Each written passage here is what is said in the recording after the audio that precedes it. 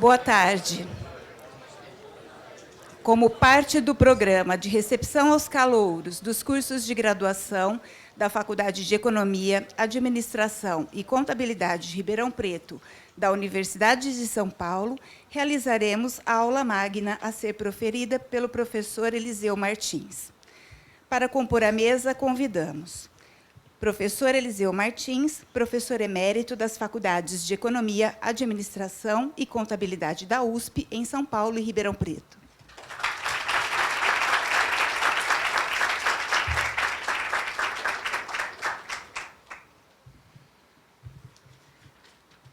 Professor André Lucirton Costa, diretor desta faculdade.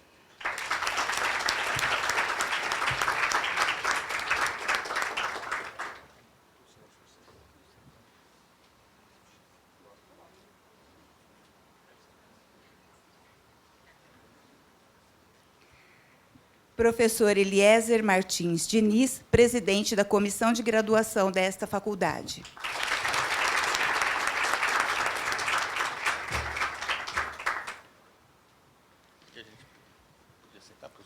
Agradecemos a participação de todos e passamos a palavra ao professor André Lucirton Costa, diretor desta faculdade. Boa tarde a todos e a todas. Espero que vocês estejam sendo bem recebidos aí pela FEA. E hoje nós vamos ter a honra de termos a nossa aula magna, tá certo, com o professor Eliseu Martins. O professor Eliseu Martins, ele é professor emérito, que é uma figura que a universidade das pessoas que se destacam, né, da FEA de São Paulo e da FEA de Ribeirão Preto. Ele foi o responsável pela que a gente chama de emancipação da FEA de Ribeirão Preto. A FEA de Ribeirão Preto nasceu como um projeto da FEA de São Paulo e ficou vinculada por 10 anos, de 92 a 2002, à FEA de São Paulo, e o projeto de emancipação foi criado quando o professor Eliseu era diretor da FEA de São Paulo. Teve que lidar com uma FEA de Ribeirão Preto ainda na adolescência, né? Com as rebeldias da adolescência, né? E esse projeto foi um projeto muito importante para a unidade, e a FEA tem uma dívida de gratidão por essa passagem, tá certo? Que isso aconteceu. Além disso, o professor Eliseu é um ícone da contabilidade, portanto, da economia e da administração brasileira, né? Não é exagero, não. Ele foi diretor da Comissão de Valores Mobiliários, da CVM, entre os anos de 85 e 88, quando implantou a correção monetária integral no mercado de capitais do Brasil, e é um modelo que evitou que o Brasil entrasse em colapso econômico, né? Que fez com que a inflação que a gente tinha, que era muito alta, pudesse ser absorvida pela sociedade brasileira sem muito conflito, né? Nós tivemos uma inflação nesse país que beirou, que foi superior à inflação que a Alemanha teve antes da guerra, antes da Segunda Guerra Mundial. E o Instituto da Correção Monetária foi um dos elementos que fez o país continuar relativamente em paz, tá certo? Mesmo com a economia desarranjada dessa forma. Representou o Brasil junto à Organização das Nações Unidas como integrante do Grupo Intergovernamental de Especialistas em Contabilidade e Informação entre 1987 e 90. Atuou como diretor de fiscalização do Banco Central do Brasil entre 1990 e 91. Exerceu também cargos de assessor de secretário da Fazenda no município de São Paulo e do Tribunal de Contas do Estado de São Paulo. E é coautor de vários livros aí que vocês vão estudar inclusive os alunos da administração e da economia e do ESSEC, tá certo? Dos livros de contabilidade, tá certo, professor? É uma honra. Eu queria dizer que o convite foi feito pela comissão de graduação, o professor Eliezer veio apresentar a diretoria, o que muito nos honrou a participação do professor Eliseu. Professor, seja bem-vindo. Obrigado. Professor Eliezer, só um pouquinho. Com a palavra, o professor Eliezer Martins Diniz, presidente da comissão de graduação desta faculdade. Queridos, como eu falei para vocês ontem, quando eu falei sobre essa aula magna, é uma grande honra convidar o professor Eliseu Martins aqui. Nós temos o mesmo, um dos meus sobrenomes coincide com o dele, é Martins, mas nós não somos parentes, pelo menos é o que eu saiba. Mas o professor Eliseu, em alguns momentos na minha vida, ele estava atuando como diretor, foi responsável por algumas coisas que influenciaram a minha vida. Por exemplo, uma vez, ele nem se lembra com certeza, mas eu estava na fila para tirar um visto para os Estados Unidos, de repente liga no meu celular. Aqui é o professor Eliseu Martins. Então, o governo japonês está pedindo que eu envie um economista aqui da FEA, e eu vi o seu perfil, é algo relativo à economia internacional, eu acho que se enquadra exatamente no seu perfil, então eu vou indicar o seu nome, tudo bem? Tudo bem. E eu sei que eu fiz essa viagem, fiquei 10 dias no Japão, e os japoneses são muito corteses, né? E, nisso, um dos dias, eles levaram, o grupo que foi, era um aniversário de imigração japonesa, levaram um conjunto de cientistas brasileiros, pessoas ligadas a governo, conjunto pequeno, e eles nos levaram para o Palácio Imperial. Conhecemos o príncipe e a princesa Akishino do Japão. E foi algo assim que eu não posso esquecer na minha vida. E outros momentos que eu não vou repartir aqui, porque quem é a estrela aqui é o professor que vai dar a aula magna. Mas eu estou muito feliz pela presença dele aqui, ele aceitou prontamente, tem muitas histórias para contar, eu deixei o tema completamente livre para ele, e ele vai trazer algo que, com certeza, vai enriquecer o nosso conhecimento e a nossa visão de mundo. Muito obrigado.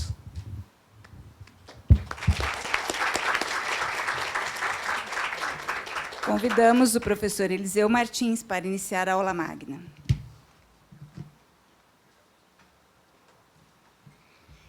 Eu só não vou falar quanto tempo conheço a Cris, porque vai ficar muito mal para ela, está correto? Faz mais de 3 anos, não faz? Ela nem percebeu.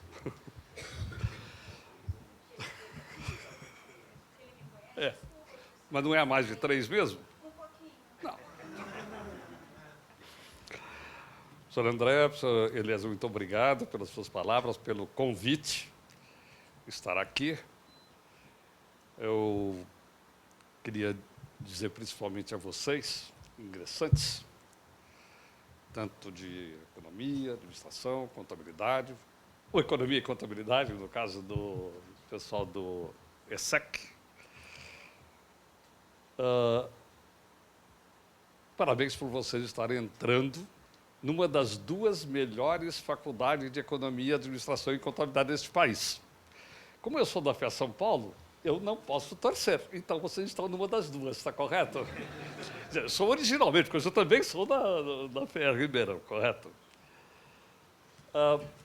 E realmente, até relembrando algumas coisas, comentários, gente, é um orgulho muito grande da minha parte receber esse convite, poder estar aqui. Porque, acima de tudo, já tenho ligações praticamente emotivas, muito fortes com esta unidade. Antes até da criação, quando surgiu a ideia da criação da FEA Ribeirão, houve uma comissão nomeada. Eu era o representante da contabilidade dessa comissão, que estudou e fez a avaliação de se valeria a pena ou não criar a unidade aqui. Foi unanimidade, favorável, está correto?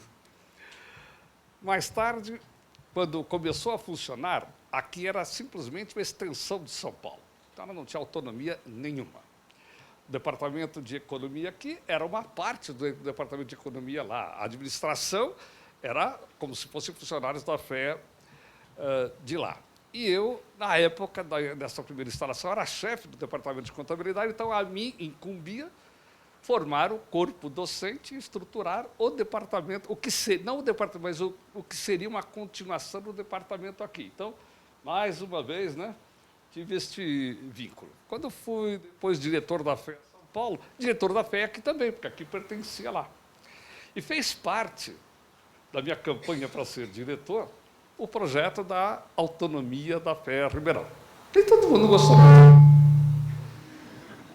Olha, quando eu disse nem todo mundo gostou, vocês viram a reação? Vocês viram a reação? Passei durante os 4 anos trabalhando nesse processo. Eu achei que ia ser uma coisa muito simples, absolutamente não foi.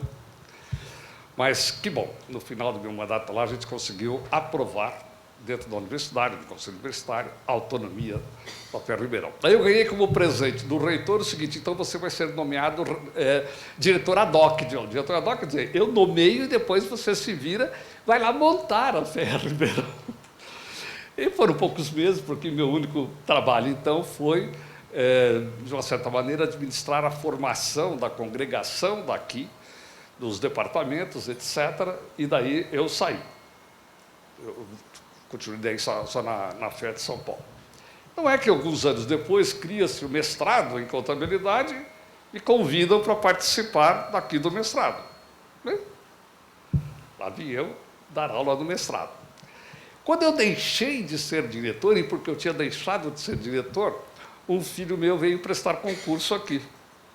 E entrou, e passou a morar em Ribeirão Preto. Então, vocês imaginam, vocês percebem que é algo mais do que um convite para alguém fazer aula, é uma coisa que me toca profundamente. Participei do mestrado, com um certo compromisso até um certo ponto. Depois do doutorado, quando foi criado, também participei. E depois que eu fiquei velho, o tal do professor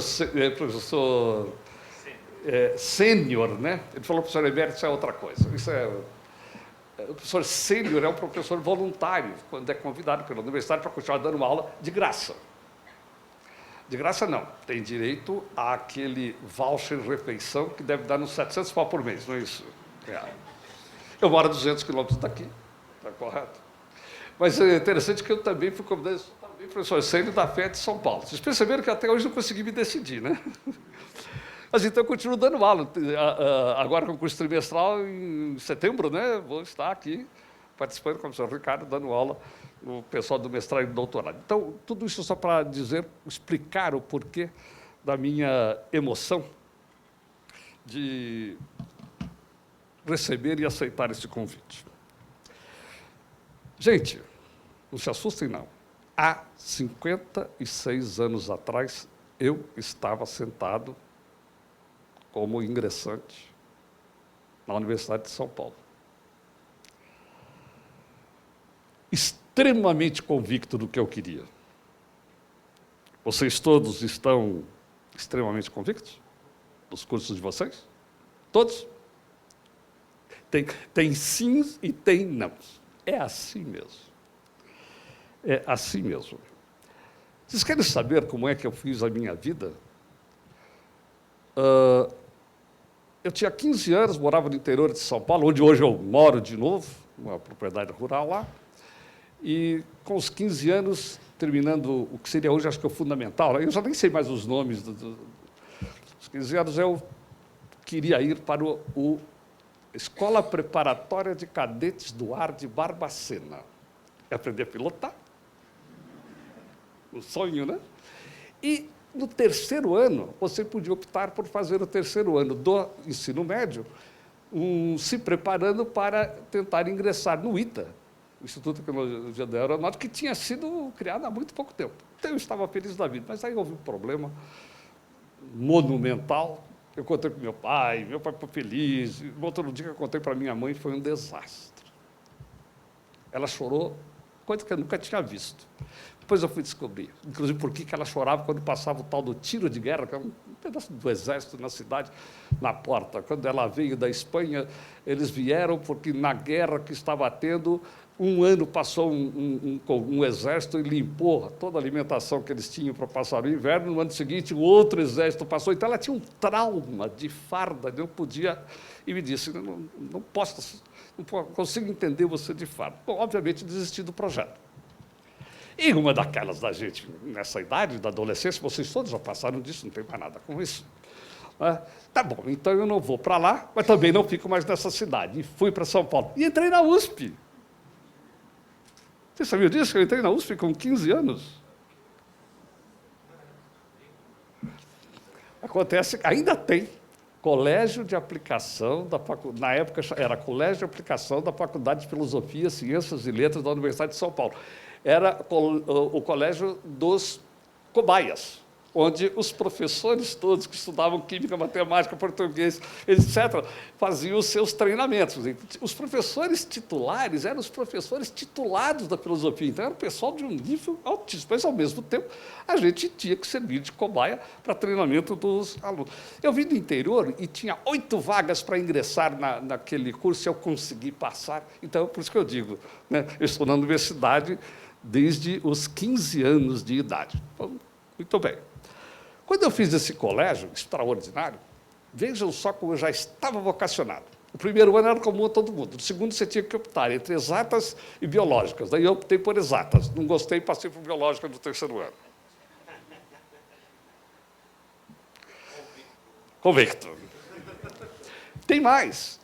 Eu fui o único dos colegas todos que fiz o exame, os testes de vocação profissional do Departamento de Psicologia, hoje é Instituto, na época era Departamento de Psicologia, eu fui o único que fez 3 vezes para ver se dava alguma coisa. A única coisa que dava era o que eu não devia fazer, mas o que eu não devia, eu já sabia, por isso que eu contava, que eu não podia ver sangue, então medicina de jeito nenhum. E uma vez, lá, enquanto ainda estudava lá no interior, o ídolo, que era um professor de português, e advogado, e eu fui, apesar de não poder, né, nessa idade, assistir um júri, e ele defendendo um bandido. Aquilo me chocou, e fiquei com aquela péssima imagem da figura do advogado. Então, eu não quero fazer nenhuma coisa nem outra. Então, a única coisa que saiu ali foi o que não fazer, porque eu já sabia o que não fazer. Final do ensino médio, eu cheguei à brilhante conclusão, vou parar de estudar, vou entrar no Banco do Brasil, porque eu trabalhava num banquinho, o Banco do Brasil naquela época era um empregão. Eu vou entrar no Banco do Brasil, vou passar 1, 2 anos trabalhando e vou pensar depois na vida o que fazer. Muito bem, quando eu estou tomando essa decisão, um colega passa lá no sábado à tarde em casa e diz assim, olha, vamos no cinema? Tá, vamos. Obviamente não tinha, né, celular, não tinha nada, nem telefone fixo não tinha. Tá correto? Ele passou lá, pegou, vamos. Tudo bem. Mas eu vou passar antes lá na Vila Nova, porque eu vou fazer inscrição para economia. Eu sabia que ele ia fazer economia e tal, tudo bem. Eu chego lá. Por que você não se inscreve também? Vocês viram que vocação? Por que você não se inscreve também? Não, eu vou parar. Não, se inscreve. Depois, se você quiser fazer, você não faz, etc. E eu fui muito gozado, porque ficaram o meu colega e o funcionário da faculdade. No fim, você, tudo bem, vou me inscrever, que é para não ter problema, né? Entrei no Banco do Brasil e entrei na faculdade. O que eu entendia de contabilidade ou de economia e de administração? Absolutamente nada. Ninguém na minha família era... Ninguém graduado, e mesmo nessas áreas. Mas tinha uma coisa fenomenal que eu acho que ainda falta hoje, terrivelmente. Nós temos na Poli esse modelo, que eu saiba se ainda se mantém o modelo. Lá, a gente entrava não entrava no curso ABC, você entrava na faculdade. O primeiro ano era comum para todo mundo. Depois que você era exposto a um pouco de cada coisa, aí, no segundo ano é que você escolhia. Tudo bem, com 100 alunos dentro da faculdade, somando os alunos do diurno e do noturno, era tranquilo que dava para fazer. Mesmo que você juntasse todo mundo no curso só, hoje é mais difícil, né, conforme as coisas. Mas foi aí, no primeiro ano, que eu comecei a me encontrar com essa tal da contabilidade. Eu costumo dizer assim, me aficionei, até hoje eu tenho dúvida perante mim se foi porque eu achei mais fácil. Mas não tem problema. O que interessa é que aí é que eu comecei a entender, né, do que era a contabilidade. Era uma revolução no ensino da contabilidade no Brasil, que estava se iniciando naquele ano, lá na FEA São Paulo. E aí, muito bem, trabalhando, estudando. E daí, o que eu vou fazer? Eu já não estava mais me satisfazendo no Banco do Brasil, aquele trabalho não me atraía. Tinha sido criado o Banco Central, vários de nós, Roberto Macedo, opção de gente, foi convidado, e eu fui convidado para passarmos do Banco do Brasil para o Banco Central. Todos eles foram, e eu falei, eu não vou porque eu quero sair. No meio do último ano, o professor Sérgio Dispos, que era o chefe da contabilidade, me convida para ser assistente dele. Eu entrei por causa disso, não tinha concurso público, tinha convite.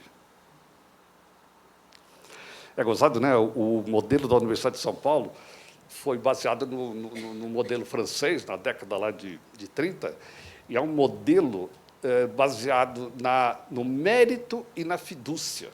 No mérito, você tinha que ser convidado por um professor, em função do seu mérito, esse professor era responsável depois perante a escola por você, e desde que tivesse uma grande afinidade com ele, porque os trabalhos em equipe exigem não só competência, mas exigem o trabalho de vínculo entre as pessoas. Então, essa história de fortalecer o grupo também, coisa que o professor Delfim foi especialista, né? Lá o professor Bueno, que, aliás, era o criador do Delfim, já alguns...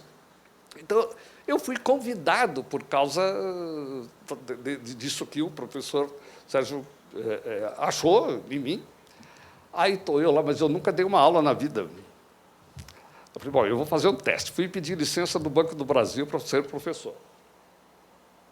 Porque eu tinha que ficar em tempo integral, porque eu tinha que fazer doutoramento. Naquela época era o seguinte, você só podia fazer o doutoramento se você fosse professor. Hoje você só pode ser professor se você tiver o doutoramento. As coisas... Né? Eu estou aqui hoje porque a vida foi muito fácil para mim. Aí eu pedi licença, a resposta do Banco do Brasil foi sensacional. O banco precisa de bancários e não de mestres. Hoje mudou completamente, que nós temos de alunos de mestrado, doutorado, do Banco do Brasil, e tantos outros lugares, mas na época a resposta foi essa. Aí eu fiquei mordido e resolvi. Está passando esse cavalo largado, como a gente diz no interior, no sul de Minas, de onde eu sou, não vou perder a oportunidade. Então, abandonei, saí do Banco do Brasil. Meu pai quase morreu quando eu avisei que tinha saído do Banco do Brasil e comecei minha carreira como professor sem ter dado uma única aula sequer. Continuo ruim até hoje, mas a experiência foi grande. Acabei fazendo meu pós-graduação, meu doutoramento, depois tem aí negócio que vocês vão ouvir falar às vezes lá, livre docência, não tem mais a figura do associado, titular, tudo em contabilidade. É gostado que depois que eu comecei, aí eu me verticalizei completamente. Mas vocês viram como eu estava convicto, desde a minha tenra idade, do que eu queria ser? Eu tenho certeza que alguns aqui estão mais ou menos como eu, um pouco sem saber. Mas tenho certeza também que existe o lado diferente. Muitos de vocês, há muito tempo, devem já vir se preparando, devem estar totalmente convictos, né, de seguirem as suas carreiras. Mas o problema não foi só meu, não.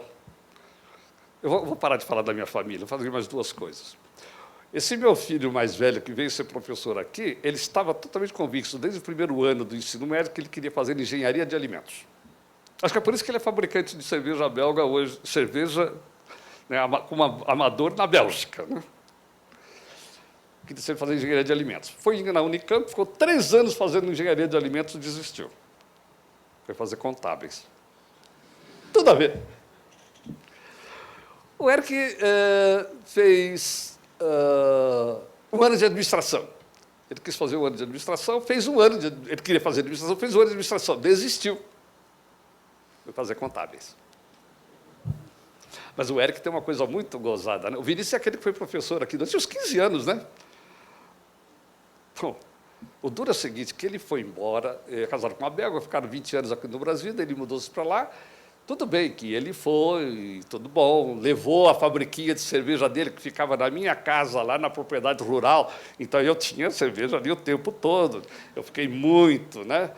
Achei uma ingratidão muito grande, mas o pior é que ele levou 3 netinhos, viu? Isso é um trauma até hoje, levou 3 netinhos, esse é o trauma de hoje. Mas o Eric, menor, fez graduação em contabilidade, levou acho que 7 ou 8 anos para terminar a contabilidade, foi um negócio assim, assustador. Eu falo isso em público, falo sempre, eu falo na frente dele, e ele dá risada. Ele às vezes corrige, não, pai, acho que foram 9.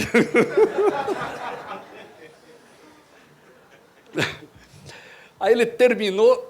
Porque na minha casa era o seguinte, eu financiava, claro, 100% dos estudos, mas tinha duas condições. Tinha que fazer um curso profissionalizante, que desse uma profissão. Se quisesse fazer alguma coisa aí, então, já por outras razões, poderia fazer depois. Mas o primeiro tinha que ser profissionalizante, tinha que ser numa escola de primeira linha. Nada. Aí terminou, pai, eu vou fazer uma coisa que eu sempre quis, a gente sabia disso, eu vou fazer música. Entrou na Santa Marcelina, que é uma bela escola de música em São Paulo, com 2 meses, os professores mandaram ele embora. Ele tinha estudado tanto música ao invés de contabilidade, que ele era absolutamente autodidata. O pessoal não pode fazer graduação, você tem que entrar lá no pós-graduação. Alguém conhecia o professor Ricardo, como é que chama? Daqui, da música aqui de Ribeirão? Isto. Bom, daqui de Ribeirão, olha, mais um caso, né? O Ricardo fez lá a entrevista com ele, ele fez o mestrado em música na ECA. Ele quebrou a tradição da música. Na época era só música erudita, e ele foi o primeiro a fazer em viola caipira. Aí, quando nasceu o primeiro filho, ele viu que não dava certo, ele voltou e fez doutoramento em contabilidade. Hoje ele está montando o tal do Centro de Inteligência Contábil do INSPER. Ou seja, minha família, não tome a minha família como um exemplo de objetividade e de convicção desde o início. Mas talvez o mais importante disso seja o seguinte: estão convictos, corram atrás. Têm dúvidas, testem outras coisas. Se achar que tem algo melhor, não hesite. Corra atrás daquilo que você gosta, desde que dê uma profissão pela qual vocês possam, pelo menos, se sustentar. A não ser aqueles que possam, a família, sustentar vocês o resto da vida. Aí é outra história. Tá? Mas não tenham medo de assumir riscos, ou na carreira ou de outra natureza. Acho que uma das características disso foi exatamente essa. Queria uma oportunidade, não pude, a próxima que passou eu peguei. Depois não tinha nunca pensado, e se o professor apareceu, vou tentar, onde eu estava não estava satisfeito, e olha, no Banco do Brasil, emprego garantido, com complementação de aposentadoria na época que a gente nem pagava, o banco pagava inteirinho, abandonei tudo, larguei, e fui mudar. E não me arrependo, muito pelo contrário, eu acho que isso só fez muito bem para mim. Mas então, olha, com convicção, muitos dos convictos, de repente, podem perder convicção, e muitos que não têm podem ganhá-la. Mas, por favor, estejam sempre alertas para ter certeza, porque fazer algo que a gente não se dá bem, não gosta, só se for para levar o canudinho para casa, mas obviamente, jamais vai trazer felicidade pessoal, e a felicidade profissional existe se você pessoalmente se sentir feliz dentro dela. Não tenham medo. Não tenham medo de correr riscos. Eu vou falar uma porção de pontos diferentes nesse. Vocês não precisam ficar muito preocupados, porque pela programação são 2 horas, não é isso? Mas também não fiquem muito felizes, porque eu tenho só 4 páginas, porque ainda também não terminei a primeira. Eu vou comentar diversos pontos e, às vezes, voltar, porque, de repente, quando eu comento um, ele está dormindo, está conversando, então, quando eu comentar de novo, daí, ele pega, está correto? Vamos lá. Ao adentrar no curso superior, é um curso absolutamente científico. Correto? Tudo é da mais pura ciência, da racionalidade, da lógica. Nada disso, gente. Nós estamos num conjunto de cursos de ciências sociais aplicadas, onde o método científico é super importante, a mentalidade científica é super importante, mas o conteúdo e aquilo que nós trabalhamos não é absolutamente racional apenas. O duro é quando a gente vai aprendendo isso muito na vida. Essa história do teste da racionalidade eu aprendi muito cedo. Eu ainda era aluno da faculdade. Tinha aprendido uma opção de coisas. Estava lá no interior. Vocês imaginam no interior, né? Andando uma de gostosão, né? Tá correto? Lá, fazendo o último ano já da fé, e tudo feliz da vida, etc. E daí um amigo me comenta... desculpe se alguém até já conhece essa história, porque... Ah, não, aqui não estou vendo. Comenta o seguinte, sabe que eu saí lá do meu emprego, eu fiz um acordo, saí, comprei um torno e estou trabalhando de torneiro mecânico no quintal da minha casa. E eu dando uma de bom, né? Vamos fazer as contas se está valendo a pena? Vamos. Quanto que você ganhava? Aí fiz as contas quanto ganhava, sei lá, todos os benefícios que tinha, os dias de férias, etc. Aí trabalhando por conta própria, mas também tirando o mesmo tempo de férias. Lógica, na maior cientificidade. Né? Aí precisa colocar o custo de oportunidade, porque esse dinheiro que você investiu no torno, se você tivesse mantido com você, quanto que você estaria ganhando, tem que fazer... Eu me sentindo o rei da cocada preta, ela é feliz da vida. Né? Digamos que os números fossem esses. Você, como empregado, estaria ganhando R$ 2.500. E aqui você vai ganhar R$ 2.200, se tudo ocorrer. O cara olha para mim e diz assim, R$300 foi o melhor negócio que eu fiz no mundo. Você sabe o quanto vale não ter patrão? Ninguém tinha me ensinado que os benefícios, em função de todas as decisões, de todos os custos de oportunidade, de valuation, avaliação de empresas, etc., não eram só fluxo de caixa esperado. Eu tinha aprendido na escola que era. Os benefícios econômicos das decisões, de investimentos, de aquisições de empresas, de fabricação daquele produto, de precificação, tudo era absolutamente racional e tudo calculável na ponta do lápis. E antes de me formar, eu já tinha levado um baile desse. Há outras coisas que não a racionalidade econômica dos números, dos fluxos de caixa puro. E estas coisas estão presentes na vida de 100% das pessoas. Em alguns mais, em outros menos. À medida que você... em certas áreas é mais ou menos, então há bastante variação. Mas não deixem de levar isso em conta. Aliás, a economia tem mudado, né, nessas últimas décadas aí, exatamente porque tem começado a se direcionar fortemente para o lado comportamental. Até psicólogo já ganhou o prêmio de Nobel de Economia, correto? Ganhou, né? Tá certo. E por quê? Porque começou a verificar aquelas curvinhas bonitinhas, todas certinhas, da concorrência perfeita, etc, etc, etc. Beleza, você vai na prática, não funciona direito. Bom, então é a prática que está errada, não é a teoria. Aí eles começam a falar, não, é que a teoria está partindo do pressuposto de uma determinada racionalidade econômica que, no fundo, ela não está presente sempre. Ela está presente, sim, mas com variados níveis de influência conforme as pessoas. As três áreas nossas começaram como se fossem absolutamente racionais e lógicas deste ponto de vista. Porque o comportamento também é um tipo de racionalização, mas vamos chamar de racional aquilo que é da lógica pura. Né? A contabilidade, quando ela nasceu, uns 1000 anos atrás, ela sofreu um processo de sistematização por um tal de Luca Pacioli, no século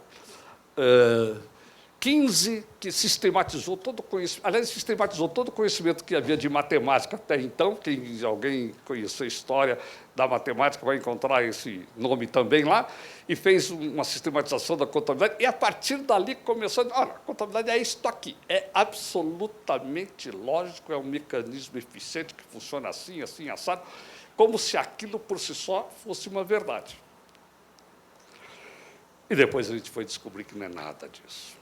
O que há de subjetividade, o que há de expectativas individuais e coletivas, o que há de uso de estimativas, o que há de riscos nos números contábeis, aquele negócio de balanço, bater de um lado para o outro, é só para enganar quem não sabe do que é aquele mundo mesmo. É um mundo quanto mais, e se ela fica voltada fortemente para a gestão da empresa, ela precisa ter isso, porque a gestão vai trabalhar com todos os aspectos racionais e os de outra natureza. Se for para investidores que vão para a empresa, a mesma coisa. Para credores, seja quais forem os usuários. Só o fisco é que quer a coisa, e ainda, né, dentro de uma certa linha pré-determinada. Mas, então, a contabilidade, quando nasceu, ela chegou a ser caracterizada, inclusive até século XVII, alguns lugares do século XVIII, como a ciência parte das ciências exatas. Absolutamente não é. Ela é tão ciência social quanto é a sociologia, a economia, etc. A economia também, quando nasceu lá no Adam Smith, né, no século XVIII, aliás, o criador da contabilidade, o negócio, todo mundo fala criador, não. Esse que eu falei, Luca Pacioli, da contabilidade, muita gente fala que é o criador. Ele não criou patavina, ele era um frei, um professor que foi lá no lugar, foi contratado para ir conhecer onde que tinham diferentes métodos de fazer contabilidade e qual que era o melhor para que os comerciantes ali da região da Itália, onde ele estava, pudessem, então, escolher a melhor alternativa. Então, ele foi lá e trouxe. E ele, no fundo, não criou absolutamente nada. Ele sistematizou o que existia. O Adam Smith, aliás, o Schumpeter diz muito isso, que o Adam Smith, na verdade, não criou nada. Tudo o que ele falou já existia, mas não existia de uma forma absolutamente sistematizada, coordenada. Então, quando ele vem e entra lá nas suas riquezas das nações e começa uma era que daí passa a se chamar de a era científica da economia, que também, no início, era totalmente dada como racional, mas, como eu disse hoje, as coisas mudaram fortemente. São vários prêmios Nobel de tratamento de comportamento na economia, não é um só. Né?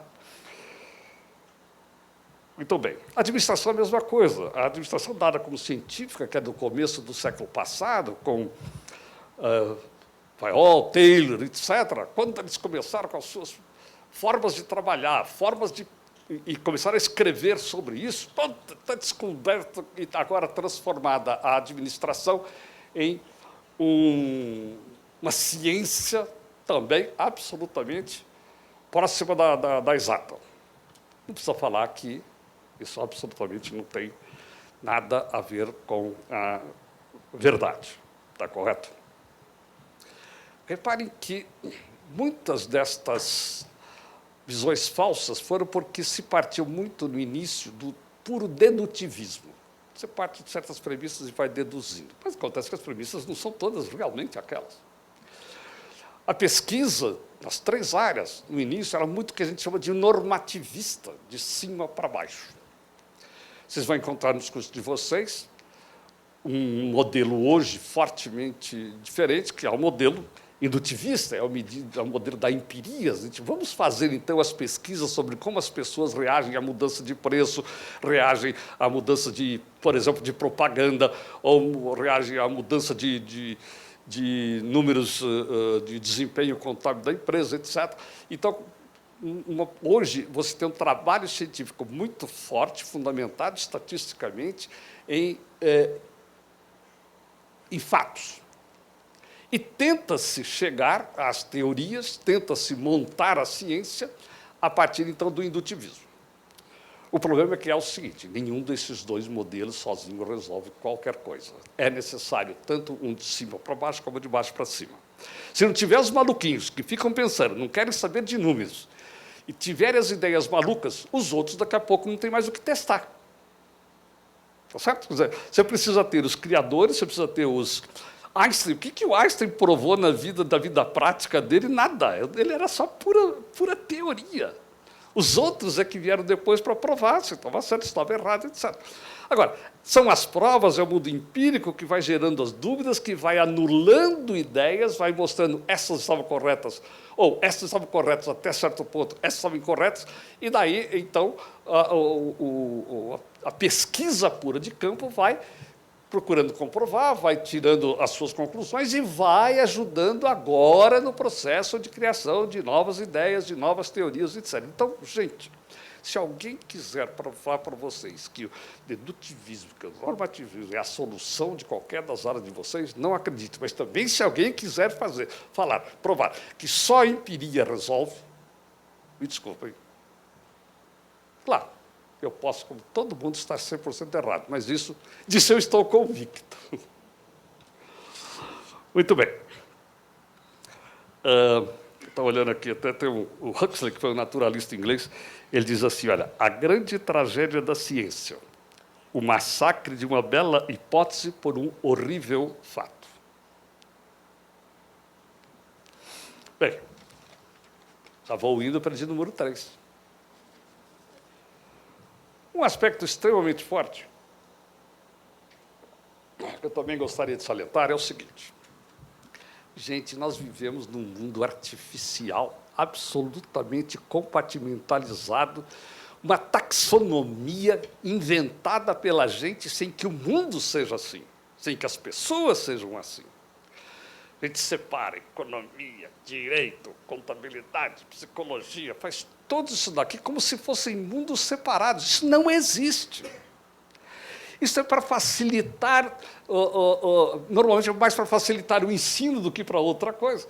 Mas lembrem-se, a gente tem que extrair de todas as áreas, essas áreas de direito, administração, economia, psicologia, sociologia.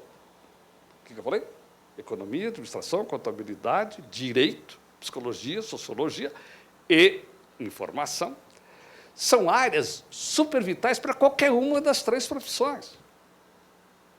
Me desculpe, não vai ser um grande economista se não tiver conhecimentos básicos de contabilidade, não vai ser um grande contador se não tiver conhecimentos básicos de economia, não vai ser um bom administrador se não tiver conhecimento das duas coisas, e todos eles, principalmente no caso da administração e contabilidade, muito também vinculadas ao direito. A interação, a gente precisa reagrupar aquilo que a mente humana segregou e separou. Ah, química é isto, física é aquilo, biologia é aquilo. O mundo não é assim. Tá certo? Quer dizer, dentro de um animal, quanto de física que tem, quanto de química que tem, quanto de elétrica que não tem, quanto de tantas coisas diferentes que não tem. E o lado psicológico, que até os animais têm. Pode ser graus absolutamente diferenciados. Mas, então, por favor, não acreditem na compartimentalização e não acreditem na compartimentalização que é seguida, inclusive, nas grades horárias dos cursos de vocês e de todos os cursos do mundo, em medicina, sei lá o que for. Alguns se preocupam mais com o processo da integração, outros menos. Não necessariamente estamos entre os melhores no processo da integração entre as diversas áreas de conhecimento. Aliás, eu fico, às vezes, com muita preocupação com vocês. 16, 17, 18 anos, já escolherem carreira e acreditarem que a carreira é uma coisa só, né? A gente devia entrar na faculdade e passar a faculdade inteira aprendendo de tudo um pouco, para depois, no pós-graduação, aí sim a gente escolher fazer profissão disso ou daquilo, como existem alguns modelos, principalmente norte-americanos, em algumas universidades, dentro desta linha. Mas, mesmo que haja essa vocação, cuidado, essa compartimentalização, essa taxonomia, essa segregação, essa separação, que a gente vê muito nos cursos, ela não existe na vida real. Lá fora, qualquer uma das profissões vai precisar dos conhecimentos dos outros. Se você não tiver o conhecimento, mas tenha consciência que você não tem, e corra atrás de quem tem. O grande gestor, por exemplo, não é aquele que sabe tudo, é aquele que, acima de tudo, sabe administrar pessoas que sabem as coisas. Né? Postura. Dentro dessa linha toda, eu tinha que falar a postura.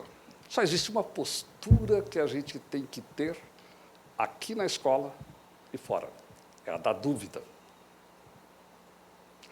Não interessa que foi um prêmio Nobel que disse, não interessa que foi um professor emérito, escreveu tudo, não sei quantos livros. Não interessa.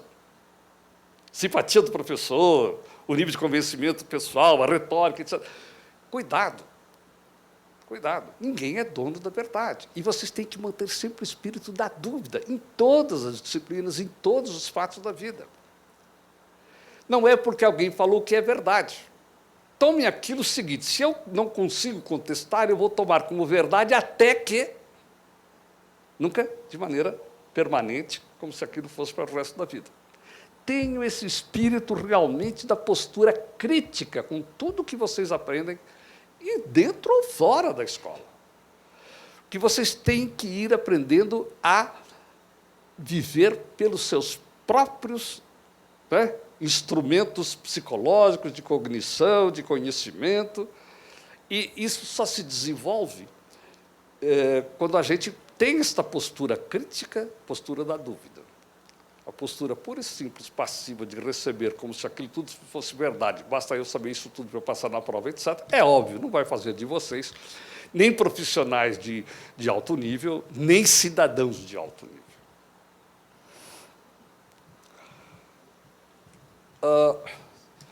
Se alguém tiver a oportunidade, é um livrinho muito... É de um jornalista, por sinal, francês, Jean-Pierre Lantin, um livro que chama-se Penso, Logo Me Engano. É uma gozação o livro. Mas que gozação. Ele faz exatamente o levantamento de quantas besteiras se fez no mundo da ciência. Então, um dos primeiros exemplos dele é o tal do Pitágoras. Pitágoras não, Hipócrates. Depois eu falo de Pitágoras. Bom, tudo bem, Pitágoras, você sabe o que é? O dia que alguns alunos começaram a não se sentir satisfeitos, começaram a contestar e falar que existiam os números irracionais, amanheceram todos afogados. Não é brincadeira, é uma verdade. Ele mandou afogar aqueles que contestaram. Ele não acreditava nos números irracionais, portanto, não podia tê-los como alunos. Isso não é brincadeira, volto a repetir, isso é verdade. Ou seja, o homem não é mau agora, está certo? Há muito tempo. Mas Hipócrates foi o cara que sistematizou o conhecimento de medicina, foi ele é considerado até hoje o pai da medicina. O que aconteceu? Ele chegou um dia a uma brilhante conclusão, né? Por dedução, não fez as pesquisas, fez por dedução pura e simples, a partir de certas premissas, que o corpo humano era formado de 4 elementos essenciais. Um deles, a tal da bilis preta. Foram quase 3 séculos de erros, porque todos os seus sucessores acreditavam na figura da bilis preta, porque o pai, Hipócrates, tinha falado. Até que alguém teve a coragem de começar a contestar, e daí muita coisa que não se explicava passou a ser explicável, porque não existia aquilo lá foi uma criação da mente dele. Esse é um dos casos mais clássicos do mundo da ciência, de quem fala uma coisa, acredita, mas não é verdade, por mais convicção que tenha, e os outros acreditam porque o outro falou. Veja, faltou o espírito crítico, o espírito da comprovação, o espírito da postura da dúvida, né? Nele mesmo e principalmente nos seus sucessores. Vocês vão encontrar um monte de histórias, ou do Mendel, do Galileu, uma porção de gente neste livrinho, e é muito interessante para a gente ver que a gente só conhece a face genial das pessoas, mas a gente não conhece as outras faces das pessoas, por mais geniais que tenham sido. Então, veja o seguinte. Respeitem os pagadores de impostos que estão sustentando vocês aqui de graça, como me sustentou. Dando de volta para eles, ou seja, para a sociedade, algo de valor, algo formado com esse espírito, algo que crie valor, que ajude a sociedade. Essa história, vocês são absolutamente felizados. Vocês já são uma nata, né? Vocês já são um pedaço extremamente pequeno da sociedade que tem esta oportunidade. Lembrem-se, vocês estão obtendo isso tudo à custa do quê? De pessoas que estão pagando, sabendo ou não sabendo, para que vocês tenham essa oportunidade. Mas essa oportunidade tem que ser à base de todas essas características. Eu vim aqui para dar a minha opinião. Vocês aceitam, não aceitam, conforme vocês quiserem. Duvidem do que eu estou falando, inclusive. Isso é importante, está certo? Mas é a forma também de devolver isso para a sociedade. Não só para vocês, então, como pessoas, como profissionais, mas também para a sociedade. Aliás, uma das coisas que faz com que eu já, né, além do... eu me aposentei com 40 anos de profissão, estou há 12 anos depois de aposentado, dando aula de graça, porque eu me sinto na obrigação de devolver para a sociedade esta oportunidade que eu tive de estudar gratuitamente, fazendo meu graduação, meu pós-graduação, etc. Há um ponto agora que esse tem complicado. Esse eu não sei realmente do encaminhamento, mas vamos fazer apenas algumas ponderações. Vocês devem ter muita dúvida sobre e agora com esta inovação tecnológica sem fim? Será que a minha profissão vai existir quando eu terminar o curso? Eu acho que essas dúvidas existem, não? E tem que existir, para vocês tomarem medidas, tomarem ações, antes que isso aconteça e vocês sejam pegos. Essa história de fazer previsões, como hoje se faz, vai acabar isso, acabar aquilo, etc., etc. A única coisa que eu estou feliz da vida é o seguinte, eu estava preocupado com o tipo de profissão, mas disse que essa não acaba, pelo contrário, ela vai crescer, é cuidador de idoso. Então, eu estou bem, essa profissão não vai acabar, então, logo, logo, né? Mas o tal do Luca Pacioli, que eu falei lá do contador, de 1400 não sei quanto, ele era extremamente amigo do Leonardo da Vinci, e os dois, dizem, comentaram uma coisa que deu uma balançada no mundo, porque a imprensa tinha sido inventada uns 4 anos antes, uns 40 anos antes, e, até então, os livros que eram manuscritos, mantidos nos monastérios, algumas bibliotecas, as 7 chaves, né? O acesso ao livro era uma coisa extremamente difícil, era um só que existia e tal. E aí, com a invenção da imprensa, poxa, os livros baratearam, produção massificada, etc. Os dois teriam comentado, ainda mais que o Luca Pacioli era professor, Leonardo da Vinci não era, mas o lugar era. Esta profissão vai ser extinta logo, logo, porque agora, com os livros, todo mundo vai poder estudar sem precisar de professor. Vocês não viram que profecia fenomenal? Quando saiu instrução programada, a mesma coisa. Vocês nem sabem o que é isso, né? Aliás, é uma técnica fantástica de ensino, instrução programada. Agora veio o EAD, veio uma opção de coisas. Não sei. Será que vai acabar a vida do professor? Eu não sei. Até agora não funcionou. Um dia pode funcionar. Como pode funcionar as previsões de que vai acabar a figura dos médicos, porque o Watson faz diagnósticos muito melhores, do jeito. Deixa eu contar uma história de uma coisa da semana passada. Eu estive na semana passada na Pinheiro Neto, que é um dos maiores escritórios de advocacia do Brasil. Trabalho com eles há muito tempo. Profissionalmente, eu já vivo de fazer pareceres para empresas. Então, meus maiores clientes hoje são os advogados que estão com os problemas das empresas de natureza de conflitos na área contábil, e daí vem, e eu vivo dos conflitos. Vocês viram que legal? Eu vivo dos conflitos. Ou com imposto de renda, ou entre sócios, ou seja lá com quem for. E alguns porque querem realmente saber como fazer bem feito. A maioria é por problema de conflito. Eu fico muito triste com isso, mas fazer o quê? É uma realidade. Mas estive lá no escritório do Dr. Pinheiro Neto e, na entrada, tem uma reprodução do que era o escritório dele há, sei lá, 50, 60, 70 anos atrás. E eu estive naquele escritório logo depois que eu tinha me formado. Eu fiquei bobo de ver. E estava comparando com agora e conversando com pessoas de lá do escritório de agora. Todos eles não tinham conhecido aquele escritório que eu conhecia. Dizendo para eles, olha, você sabe quantos sócios tinha o Pinheiro Neto naquela época? Sozinho. Ele era o único dono e acabou, morreu. O escritório chamava-se Pinheiro Neto, era ele. Quantos advogados trabalhavam para eles? Algumas centenas, era alguma coisa tipo 300. Sabe o que a metade dos advogados faziam? Ficava acompanhando, recebendo os diários oficiais da União, dos estados, das principais capitais, para acompanhar as novas leis, acompanhar os novos julgados dos tribunais, dos regionais, federais, etc., para fazer as fichinhas, para catalogar tudo, porque, quando precisasse, estava ali devidamente à disposição dos advogados de cima. Então, era uma pirâmide, mas desse jeito, assim, pirâmide. Faz de conta, mas desse jeito, assim. Você vai hoje no Pinheiro Neto, o que acontece? Não inverteu, não. Mas é mais ou menos assim, ó. São mais de 100 sócios. O advogado que talvez dissesse naquela época que também ia acabar, são mais de 100 sócios. Lá embaixo, essa pesquisa toda, não existe uma única pessoa a mais, isso está tudo no sistema. Você vai lá, clac, clac, e recebe, levanta tudo que sobre aquele assunto já se tratou, já se discutiu, já se decidiu, juiz de primeira, segunda instância, sei lá o que for, está tudo ali, não precisa daqueles. Então, a massa dos que trabalham embaixo diminuiu fortemente. A massa do meio é gozado. Mais ou menos a mesma coisa. A massa de cima cresceu. Que é a massa que sabe usar aquilo tudo, que é capaz de pensar em novas teses jurídicas, que é capaz de pensar em interpretações desse ou daquele jeito, que é capaz de criar situações, bolar ideias para os seus clientes.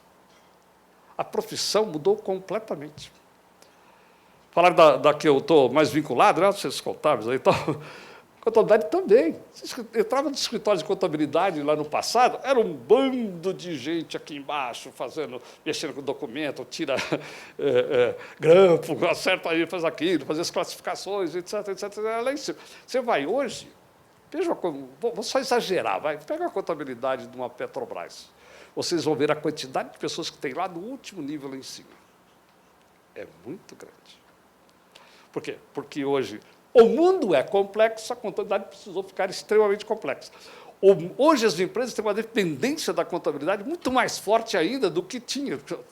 O dono de um barzinho não precisa nem de contabilidade, ele controla tudo no olhômetro, ele controla quantos a receber dele ali do lado, tem o quantas a pagar, o caixa, o estoque é no olho, mas como grandes entidades não tem como sobreviver sem essa estrutura, inclusive de informações, né? Então, o que acontece? A quantidade de profissionais de contabilidade de baixo está diminuindo mesmo, é verdade. Esta profissão, como também os de administradores de baixo nível, vai acabando, mesma coisa, funções e serviços gerais na administração vai desaparecendo. Isso vai sendo feito, e muito melhor, por todos os sistemas de informatização possíveis e imagináveis.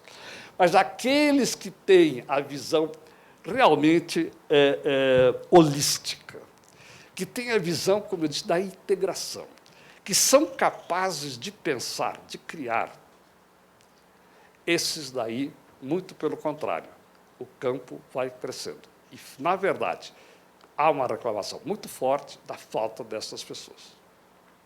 Vocês vão decidir em que lugar vocês querem ficar. Ou pirâmide assim, ou pirâmide assim. Mas ela vai, cada vez mais vai acontecendo assim, em todas as profissões. A parte rotineira vai desaparecendo. Vai no departamento de análise econômica do Itaú, por exemplo, tudo aquilo que tinha dezenas e dezenas de economistas fazendo levantamento, etc., hoje está tudo ali na máquina. O que é importante lá? São aqueles que pensam, que analisam, que sabem tirar conclusões, e que sabem também analisar os riscos das diferentes proposições, dos diferentes caminhos a tomar. Desses aí ninguém prescinde, pelo menos por enquanto. Eu não sei se vai acontecer a mesma coisa daqui a 20 anos. De repente pode ser que uma dessas profissões desapareça 100%. Um dia me falaram, mas a profissão da assessorista desapareceu. Vocês sabem o que é assessorista? Nem sabem o que é isso, não? Todos os elevadores tinham um ascensorista que era uma pessoa que ficava lá dentro manobrando o tal do elevador. Eu vou falar uma palavrão para vocês. Eram portas pantográficas. Você sabe o que é isso? Talvez você não sabe bobagem, porque é cultura inútil. Né? Mas isso era visível. Era visível. Que ia acabar, acabou mesmo. Não tem shopping center que ainda tem, para atender alguns idosos, alguns mais necessitados, ainda tem um ou uma assessorista ali ajudando no negócio. Ela ajuda para entrar e sair, não para fazer como fazia antes, comandar. Então, é lógico que há certas coisas que não tem como desapareceram e outras vão desaparecer. Agora, o que vai acontecer com isso tudo no nosso mundo? Eu não sei dizer. Eu só tenho visto estas mudanças em tantas... eu tenho um amigo que se aposentou há vários anos atrás. Ele era um engenheiro calculista.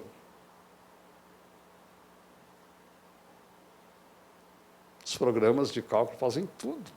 Sai com toda a especificação para fazer isso, fazer aquilo, bicicleta de concreto, de ferro, de não sei o quê, de cimento, calcula faz tudo. Engenheiro calculista é uma profissão desaparecendo. O CAD também faz com que o arquiteto desapareça. Vai ver se os bons arquitetos não são continuamente chamados, porque são aqueles que criam, não são aqueles que pegam os modelos existentes para copiar e mostrar para o cliente se é isso ou aquilo que ele quer. São aqueles que são capazes realmente de projetar coisas novas, de pensar em coisas novas, de conhecer as pessoas e verificar o que pode ser mais interessante para elas. Essa profissão continua extremamente requisitada. Ainda é pequeno o número de profissionais capazes de atender a isso tudo. Eu queria, talvez a última coisa, comentar o seguinte. Trabalhem como parceiros, sempre. Parceiros como estudantes, parceiros como profissionais, parceiros das empresas. Se forem ser empregados, sejam parceiros dos seus empregadores. Se forem ser empregadores, sejam parceiros dos seus empregados. Tenham seus empregados como parceiros. Cada vez mais, aquilo que eu tinha falado, que diz respeito ao relacionamento humano, que diz respeito ao comportamento humano, é fundamental. Vocês sabem que, para recrutamento de uma posição, de certas posições para cima, vejam os headhunters, os escritórios que fazem a caça dos talentos. Currículo, esse é o mínimo mesmo que tem que ter. Agora, vamos conversar, vamos fazer os testes para saber como se comporta, como sabe entender o comportamento do outro. Gente, o relacionamento humano cada vez é mais vital, nas carreiras mesmo. Eu acho que os franceses tinham muita razão naquele modelo de universidade lá de trás. Não sei se toda a razão, mas uma boa parte da razão eles tinham. Eu diria o seguinte, há 3 coisas fundamentais então, para a profissão, para o sucesso da gente. O conhecimento, que, obviamente, não preciso falar para vocês. Eu vou dar aula aqui, eu dou em março, estou dando lá em São Paulo. Eu estou estudando, continuo estudando, não tem como parar a vida. Isso não precisa dizer que vocês já sabem disso. Vocês já são de uma geração que sabe muito bem disso. Mas o conhecimento não é suficiente. Se você tiver um alto conhecimento, não tiver uma boa capacidade de relacionamento, você vai ser explorado, porque vai ser um funcionário, vai ser um profissional que vai ficar no seu cantinho, isoladinho, produzindo, e os outros se aproveitando de você. Mas é isso que eu quero sair assim, ficar sossegado, não quero ter... tudo bem, então é uma escolha válida, tudo bom, mas não reclame. Ter só conhecimento e não ser capaz de se relacionar com seus superiores, com seus subordinados, com seus pares, não dá futuro mais para ninguém. Nunca deu. É que a gente não se apercebia, talvez, tanto quanto no passado. E não havia tantas pesquisas na área de administração dos recursos humanos, na área de psicologia e na área de sociologia, como existem hoje. Aí agora, então, é comprovando isso, é estatisticamente mostrando que isso é verdade. E existe um terceiro ponto, e esse tem hora que dá tristeza, às vezes, da gente comentar, que é o da ética. Que é o da ética pessoal, que é o da ética profissional. A falta de ética resolve muitos probleminhas de curto prazo, mas no longo prazo é muito... Preciso dizer, eu conheço alguém que foi antiético até morrer. Claro que existem as exceções sempre, mas vamos trabalhar pela maioria, vamos trabalhar com um negócio muito mais massificado. E eu não estou falando na ética com preocupação da família que ensinou a ética, ou da religião que ensinou a ética, ou da filosofia que discute ética. Não estou falando como necessidade para a coesão do tecido social e da possibilidade de se viver com mais confiança, com menos medo, com menos temor, menos sobressaltos. A falta de ética nos deixa absolutamente nervosos, nos deixa absolutamente preocupados, você vive com medo. E o profissional que baixa a guarda em ética, é óbvio, ele pode ficar tranquilo. Ele acaba, a grande maioria, acaba pagando o pato muito mais cedo do que imagina. Então, esses 3 pilares, o conhecimento, com todas aquelas características que a gente falou, de integração, da dúvida, tudo isso faz parte do conhecimento. A parte do relacionamento humano, essa parte de entender, a gente sofre isso dentro da família, não é? Toda família, sempre tem alguém que entende mais os outros e um que entende menos ou que é menos entendido, não tem? Essas coisas podem ser melhoradas? Podem, com o esforço de todos, podem ser melhoradas. Se vai se resolver de uma vez, eu não sei, mas que podem ser melhoradas, pode. E se você não treinar isso, isso é uma coisa que não é só, na sexta. Sinto muito. Para alguns é mais fácil, para outros é mais difícil, mas todos têm condições de melhorar no que diz respeito a essa história do comportamento.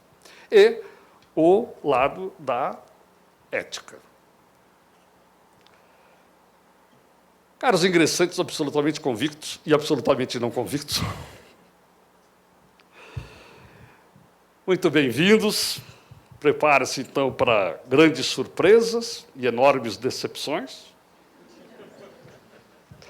Para a falta do one-man show, ou one-woman show, que quem faz cursinho, normalmente, sempre vê lá que tem alguns, né, espetaculares.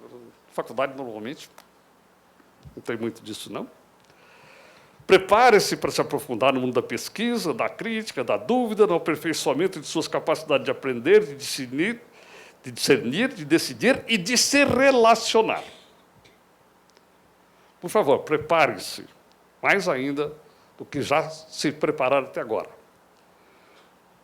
Como pessoas, como profissionais. Prepare-se para honrar o nome desta casa. Felicidades para vocês, tá?